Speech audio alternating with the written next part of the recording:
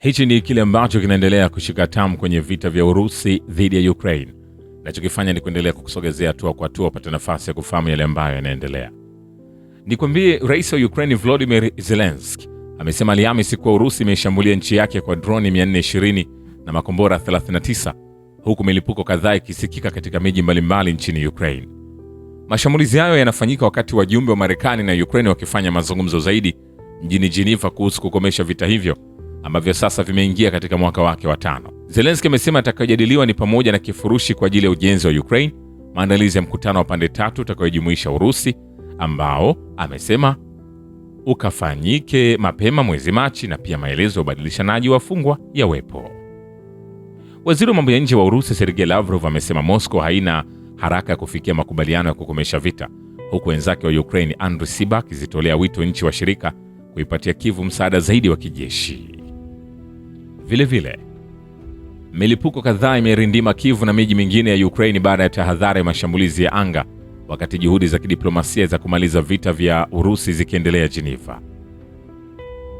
Mkuu wa utawala wa kijeshi wa Kyiv Tymur Kachenko alisema mifumo ya ulinzi wa anga ilikuwa ikifanya kazi na kuwataka wakazi kubaki mafichoni hadi hatari itakapokwisha.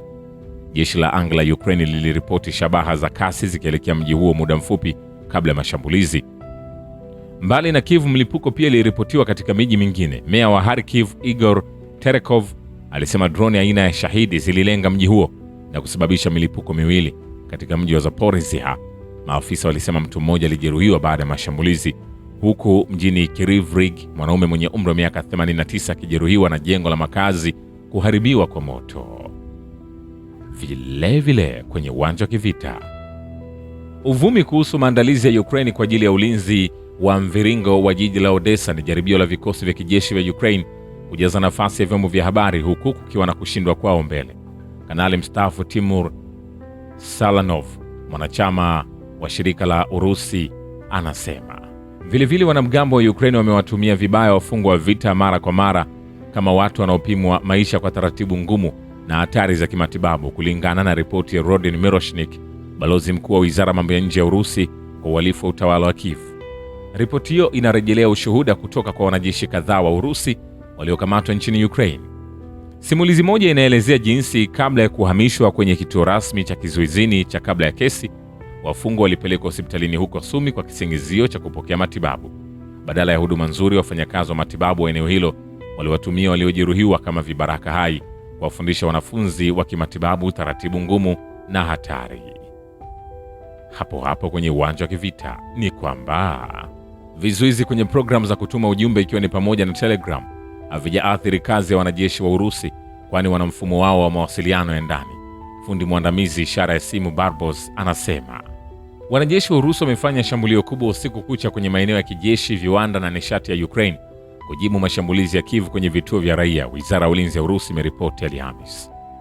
Wanasema usiku kujibu mashambulizi ya kigaidi ya utawala wa Kyiv kwenye vituo vya miundombinu ya kiraia katika eneo la Urusi, vikosi vya jeshi la Urusi vilitekeleza shambulio kubwa kwa silaha za masafa marefu na masafa ya ardhini. Katika mashambulizi ya jeshi la Ukraine limepoteza takriban wanajeshi 1115 katika vita na vikosi vya Urusi kwenye maeneo yote ya mstari wa mbele ndani ya saa 24. Ni kwambie hivi, hatujamaliza. Vilevile vikosi vya jeshi la Urusi baada ya kukomboa makazi ya Grafskoye katika mkoa wa Kharkov vinasonga mbele kwa mafanikio kusini mashariki mwa makazi hayo kuelekea Seminovka jirani. Mtaalamu wa kijeshi Andrei Marochko anasema katika saa 24 zilizopita wanajeshi wameendesha operesheni kadhaa zilizofanikiwa katika eneo la makazi ya Seminovka yaliyoko kusini mashariki mwa Grafskoye. Nadhani tunapaswa kutarajia taarifa chanya kutoka kwa wizara ya ulinzi ya Urusi hivi karibuni, alisema.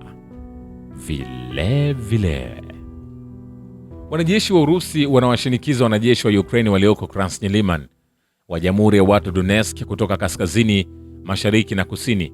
Mtaalamu wa kijeshi Andrei Marochko anasema kuhusu Krasny Liman, wanajeshi wetu wanaendelea kumshinikiza adui kutoka kaskazini na kusini mwa makazi haya. Marochko alibainisha kuwa adui amefanikiwa kwa kiasi fulani katika kuleta utulivu kwenye hali ya Krasny Liman. Anasema wametumia kila njia inayowezekana kuwazuia wanamgambo wa Ukraine kukimbia nafasi zao. Kwa sasa kuna mkusanyiko mdogo wa vikosi na vifaa kaskazini magharibi mwa makazi ya Dibrova, na vikosi vipya pia vinapelekwa karibu na Dobryshevo na Stavk mtaalamu huyo aliongeza. Vile wanajeshi wa walinzi wa kitaifa wa Urusi wamegundua na kuharibu kituo cha rada cha vikosi vya wanajeshi vya Ukraine katika eneo la Kharkov. Walinzi wa kitaifa wanaripoti kuhusu mjumbe wa Max. Katika mkoa wa Kharkov, wanajeshi kutoka brigade 116 walinzi wa kitaifa waliona kituo cha rada cha AN/TPQ-36 kilichotengenezwa Marekani, kinachotumiwa na wanamgambo wa Ukraine kwa shughuli za kukabili, na waliweza kukiteketeza. Vilevile wanajeshi wa Urusi, baada ya kukomboa Graf Square katika mkoa wa Kharkov, wanasonga mbele kusini mashariki mwa makazi yayo, na haya ni mafanikio ambayo jeshi hili linaendelea kuyapata, mafanikio ambayo vyombo vya habari vya kimagharibi wao hawayatangazi sana kwa sababu hayana faida kwa upande wao. Vilevile wanajeshi wa Ukraine wanaendelea na mashambulizi karibu na mji wa Gulyaipol kwenye mkoa wa Zaporizhzhia, lakini wanajeshi wa Urusi wanazuia mashambulizi hayo na kusonga mbele. Mtaalamu wa kijeshi Andrei Marochko anasema wanajeshi wa Ukraine wanatumia sumu dhidi ya wanajeshi wa Urusi na raia. Afisa wa ngazi ya juu wa wizara mambo ya nje ya Urusi anathibitisha. Kulingana na mwanadiplomasia huyo, Urusi mara kwa mara ushiriki data muhimu na shirika la kuzuia silaha za kemikali, Baraza la Usalama la Umoja wa Mataifa na mkutano mkuu, na ufahamisha jumuiya ya dunia kuhusu ukiukwaji wa CWC na utawala wa Kiev na hali halisi katika eneo la operesheni maalum ya kijeshi.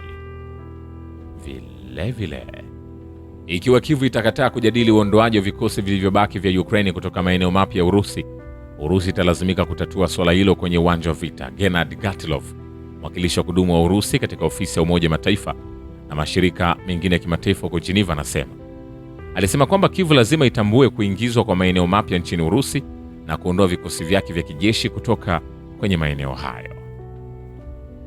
Vilevile, Kiev hairuhusu mashirika ya kimataifa ya kibinadamu kufikia magereza yake ya siri ambayo uwepo wake bado haujulikani kwa jamii ya kimataifa. Balozi mkuu wa wizara ya mambo ya nje ya Urusi Rodin Miroshnik anasema kwenye ripoti.